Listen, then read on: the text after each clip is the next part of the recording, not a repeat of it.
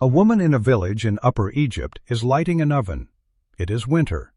The fuel is dried dung and straw and whatever else burns.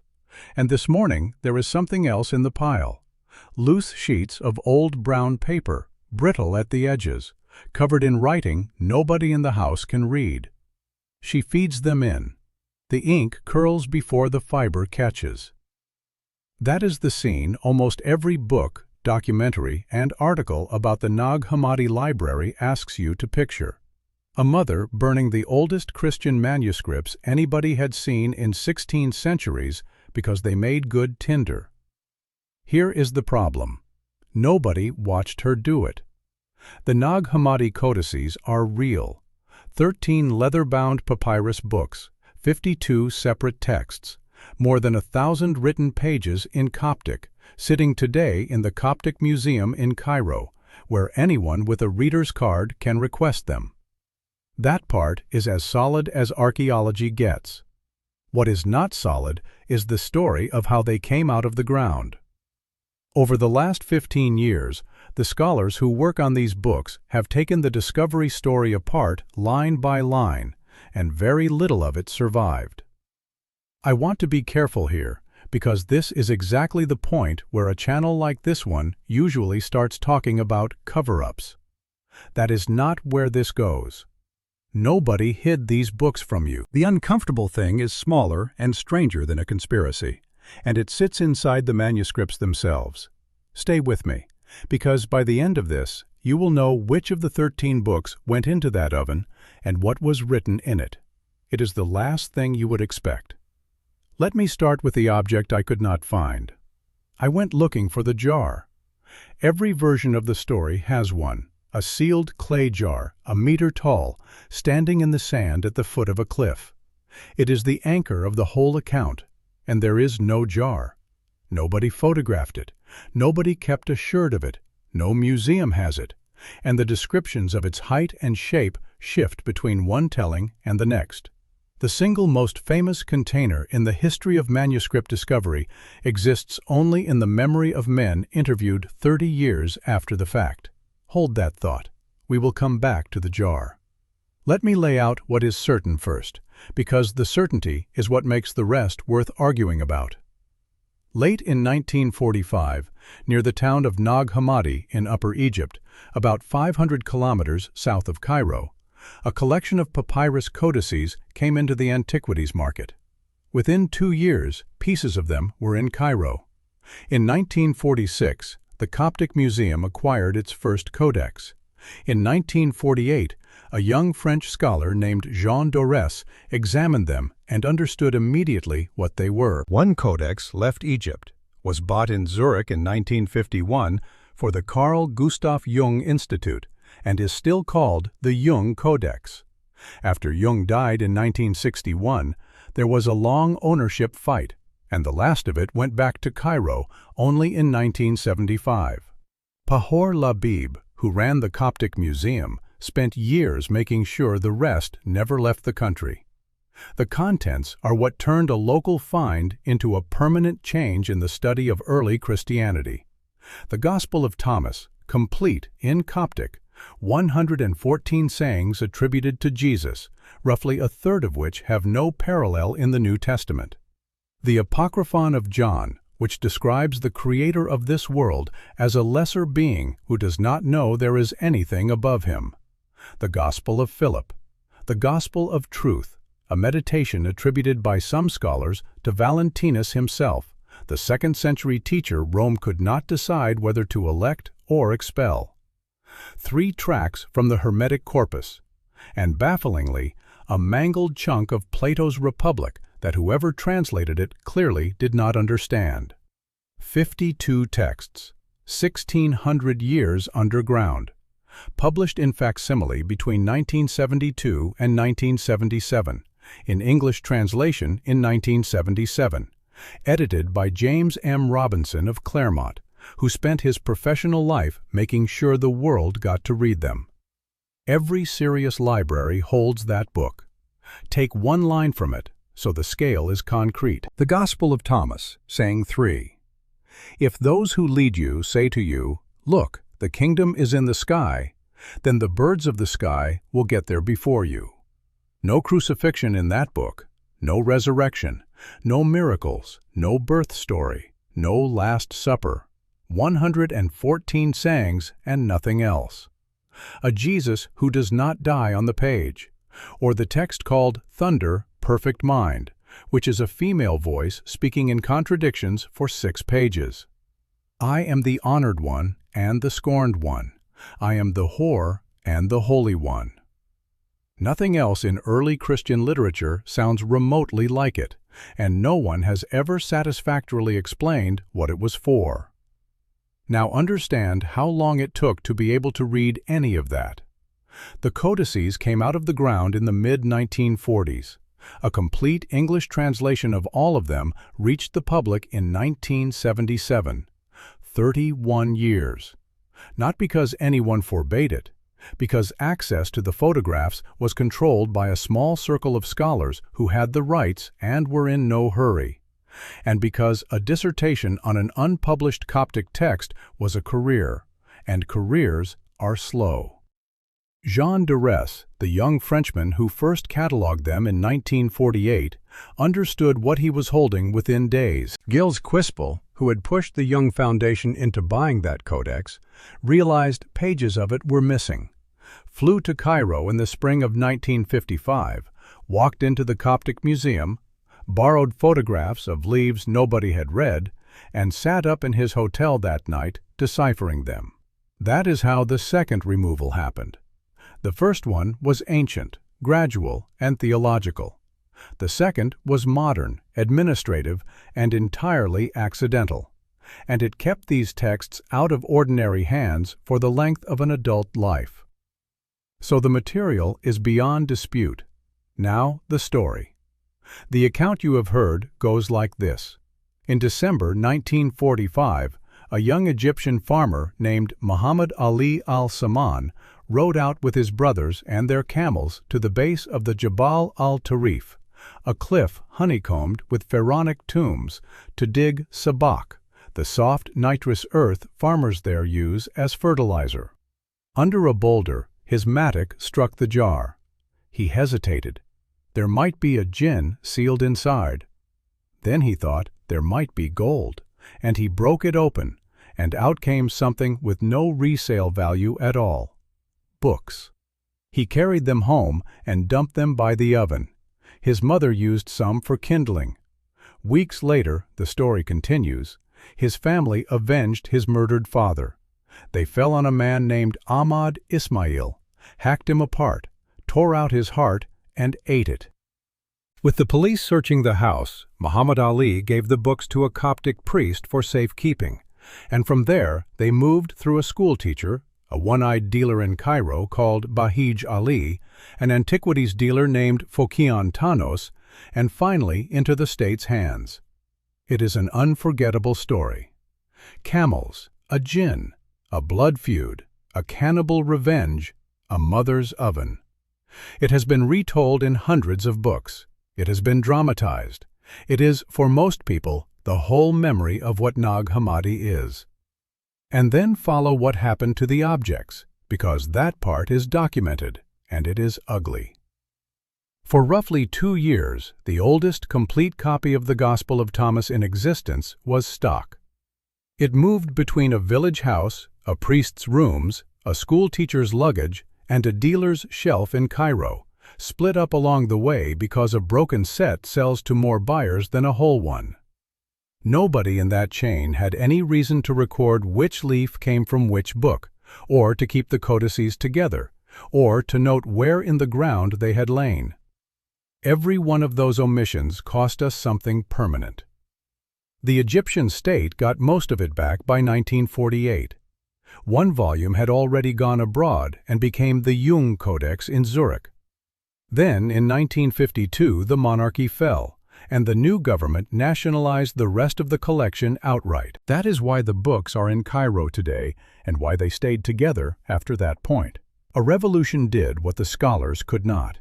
Now watch what happens when someone checks the finding story. In 2013, Mark Goodacre, a New Testament scholar at Duke University, published an article in the Journal for the Study of the New Testament with a title that reads like a shrug and lands like a demolition. How reliable is the story of the Nag Hammadi discovery? His method was simple. He did not go to Egypt. He went to the paper trail. What he found was that the story does not sit still. Robinson's own published accounts change. In 1977, the digging party has 2 people in it. By 1979, it has 7. By 1981, it has 8. The name of the man who first struck the jar changes between versions. Details that appear in the later, more famous tellings are absent from the earliest ones, and the direction of travel is always the same. Each retelling is more vivid, more cinematic, more complete than the one before. That is not how memory works. That is how a story works. Goodacre's point is not that Robinson lied. Robinson was a serious scholar doing something almost nobody else bothered to do, which was to go and ask. The point is that he was interviewing men in the early 1970s about an afternoon in the mid-1940s, through interpreters, about an act that was probably illegal, in a community with excellent reasons to keep the real sequence of events private. And Robinson, who wanted the story badly, kept asking until he got one that hung together. There is a second problem, and this one is physical. In 2014, Nicola Denzi Lewis and Justine Ariel Blunt published a study in the Journal of Biblical Literature that went at the same question from the ground up. They looked at where the codices were supposedly found. The base of the Jabal al-Tarif is not farmland. It is a cemetery. It has been a cemetery since the 6th dynasty. People do not haul camels into a graveyard for fertilizer. Sabak is dug from the decayed mud brick of old settlements, and there is plenty of it elsewhere. They also noticed what the local men kept saying and then taking back. In some tellings, there was a corpse near the jar. In some, there was a bed of charcoal. Muhammad Ali's own brother flatly denied parts of it when asked again. Denzi Lewis and Blunt drew the obvious conclusion. The men were digging in a graveyard because they were digging in a graveyard. They were looking for what people look for in Egyptian tombs. And when a foreign professor arrived, asking careful questions about how 13 valuable manuscripts had come onto the black market, a story about fertilizer and a blood feud was a far better answer than the truth. Their proposal is that the codices were funerary goods, books buried with somebody wealthy who wanted them in the grave, in a region where burying prestige objects with the dead had been ordinary practice for 3,000 years. I said at the top that this is where most channels reach for a cover-up. Here is what I actually think happened, and it is duller and more human. A group of poor men found something in a grave, sold it in pieces to whoever would pay, and later told a visiting scholar what a visiting scholar wanted to hear. There is no villain. There is only the ordinary friction between people who need money and people who need a narrative. Which leaves us with a strange situation. We have the books. We do not have a reliable account of where in the ground they were, what was around them, or who put them there. Every one of those questions matters enormously for what the books mean, and all of them were destroyed by the way the find was handled. So the manuscripts have to answer for themselves. And they do. Turn one of these codices over and look at the cover. 4th century bookbinders stiffened leather covers with cartonnage, waste papyrus glued in layers like papier-mâché. Nobody in antiquity thought anyone would ever read it. It is rubbish, deliberately. It is also dated. When conservators separated the cartonnage out of Codex 7, they found documents carrying real years: 333, 341, 346, 348. Receipts, contracts, scraps of accounts, and something better than any of that: letters. Personal letters written to and from monks. Names, requests, small business between religious houses. That is a hard floor under the whole collection. The book cannot be older than the rubbish glued inside it. Codex 7 was bound after 348, and the collection as a whole looks like it was made around the middle of the 4th century and went into the ground some decades later. Think about what a book cost in that world. A single codex of this size takes the skins of a small herd for the binding and weeks of a trained man's hours for the copying, in a house where the brothers ate bread and salt. Nobody produced one of these on a whim. Somebody wanted these particular texts badly enough to pay for them in labor that could have gone into food. 5 kilometers from where the codices surfaced stands the site of Pibo at the modern village of Fa Qibli. In the 4th century, Pibo was the headquarters of the Pacomian Federation, the first organized Christian monasteries in the world, thousands of men under a single rule, with a scriptorium and a library. The nearest people to that jar who could read Coptic, write Coptic, and afford leather bindings were monks. Now the part that has been rewritten in the last decade, and this is the reason I wanted to make this episode. For 40 years, the standard explanation ran as follows. In the year 367, Athanasius, Bishop of Alexandria, sent out his 39th festal letter. That letter contains the earliest surviving list of exactly the 27 books of the New Testament as we now have it, and no others. It also condemns the use of apocryphal writings and the people who circulate them.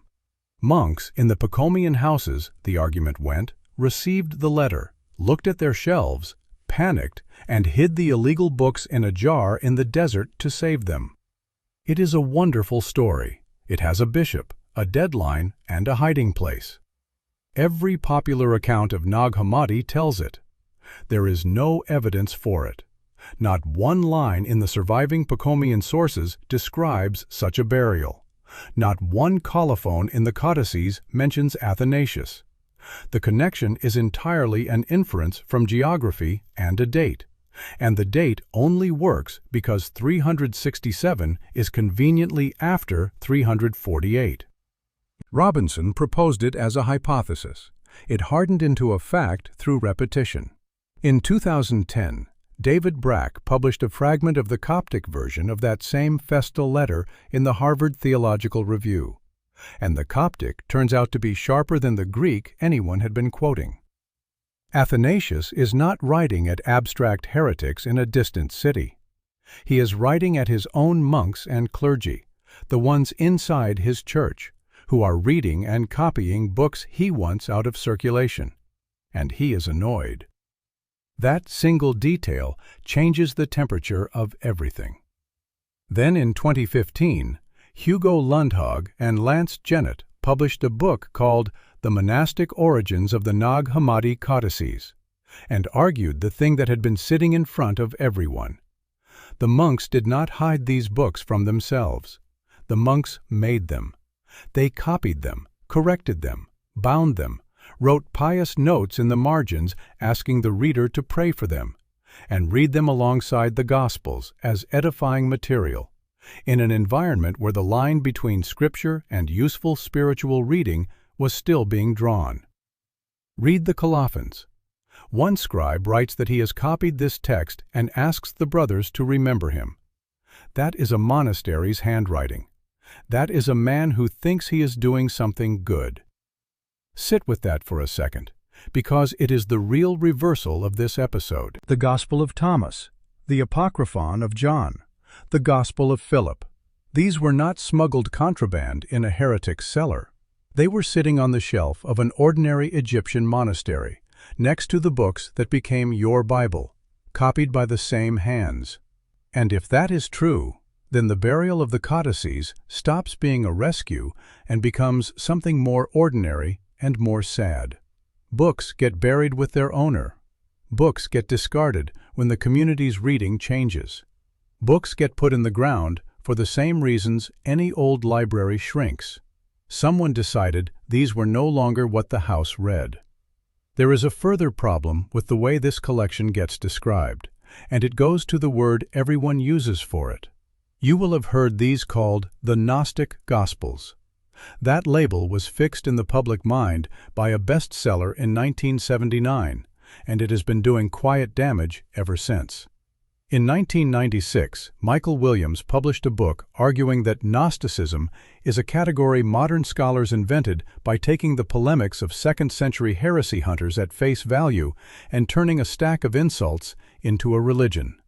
In 2003, Karen King made the case at book length that the term describes no group that ever called itself that, held no shared creed, and had no membership.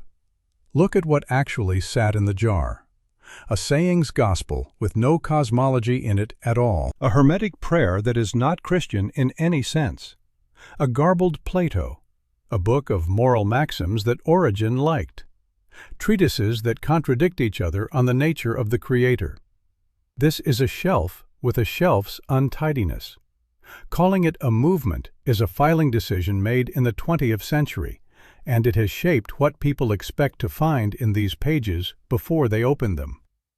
That matters for the removal question, because a shelf cannot be excommunicated. Only a movement can. The tidier the category, the easier the story of suppression becomes, and the further it drifts from the physical evidence. I would rather hand you an uncertainty than a good story, so let me be exact about what is still open. Lundhaug and Janot's monastic case is strong and widely accepted, and it is not unanimous. Denzi Lewis and Blount's funerary case explains the graveyard and the silence, and it does not explain the monastic letters in the bindings as neatly as the monastic case does. Both may be partly right. A monastery makes the books. A wealthy patron connected to that monastery is buried with them. Nobody can prove that yet. Anyone who tells you the question is settled is selling something. What is settled is the shelf. The shelf is the finding. Because here is what the shelf means for the canon. We tend to imagine the 4th century as a courtroom. A council sits, the disputed books are read out, a vote is taken, the losers are burned. That is not what the physical evidence shows. It shows a slow, uneven, local process in which a bishop in Alexandria writes a very firm letter, and 500 kilometers upriver, a scriptorium keeps copying what it likes, and the boundary between the two is drawn not once, but over generations, unevenly, by ordinary people with limited time and expensive materials. Why were these texts removed? The same layered answer this channel keeps arriving at, because it keeps being the true one. First, content.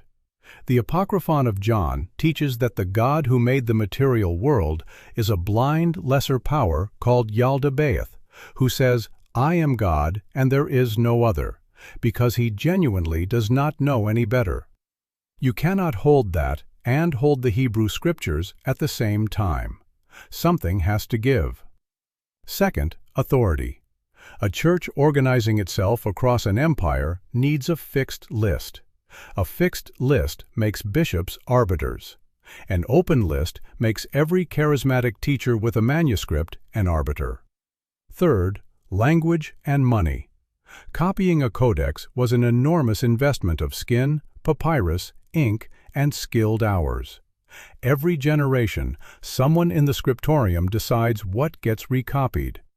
A text does not need to be banned to die. It just needs to stop being worth the leather. Fourth, Athanasius. His letter did not cause the burial in any way we can demonstrate. It did set a boundary and give it a bishop's authority in Egypt, in Coptic, aimed at the exact communities that owned these books. No single cause. 4 causes, working over about a century, on a shelf 5 kilometers from a cliff. Now let me pay a debt. I promised you the burned book. Codex 12 is the ruined one. Where the other codices survive as substantial volumes, Codex 12 is fragments, a handful of leaves. It is the codex that scholars have most often connected with the manuscripts said to have gone into the oven, and its condition is consistent with a book that was pulled apart and largely lost before anyone competent ever saw it. We can still read some of what was in it, and the largest identifiable text in Codex 12 is not a secret gospel. It is the Sentences of Sextus. The Sentences of Sextus is a collection of short moral maxims. Keep your tongue. Do not let wealth own you. A wise man's life is a prayer. It circulated widely among ordinary Christians.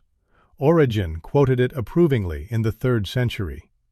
Rufinus translated it into Latin. It is, by any measure, the most conventional, least controversial, most comfortably orthodox thing in the entire jar. That is the loss. Whatever burned in that oven, or fell apart in a sack, or blew off a table in a dealer's back room, the one book we can least reconstruct was a book of good advice that nobody would have objected to at all. The library that was buried because it was too dangerous to keep contained a self-help manual. I find that unbearable in a way the theology never is. We lost the boring one. And the reason we lost it is that for 2 years these 13 books were treated as merchandise instead of evidence, passed between a farmer, a priest, a schoolteacher, a one-eyed dealer, and a Cypriot antiquities merchant, while the only thing that could have told us who owned them and why they were in the ground, the position of the find itself, was churned into the sand. Which brings me back to where I started. There is still no jar. Search every museum catalog. Search the excavation reports from the seasons that followed. There is no jar in a case anywhere in the world with a label reading "Container of the Nag Hammadi Codices." There are drawings made from descriptions. There are photographs of the cliff. There is a hole in the ground that 6 men remembered differently 3 decades later. The most famous vessel in the history of Christian manuscripts is a thing we have only ever been told about. I think that is the honest shape of this whole subject. What we have is enormous and real. 1,000 pages of 4th century Coptic that rewrote what we know about early Christian diversity, sitting under glass in Cairo. What we have around it is a story assembled backwards by people who needed one. Both of those things are true at once, and holding them at once is harder than believing either alone. The texts do not need the legend. They are stranger than it. There is one more thing worth saying about the timing, and it is the reason this find landed the way it did. 18 months after those codices came out of the ground in Upper Egypt, a Bedouin boy chasing a stray goat threw a stone into a cave above the Dead Sea and heard pottery break.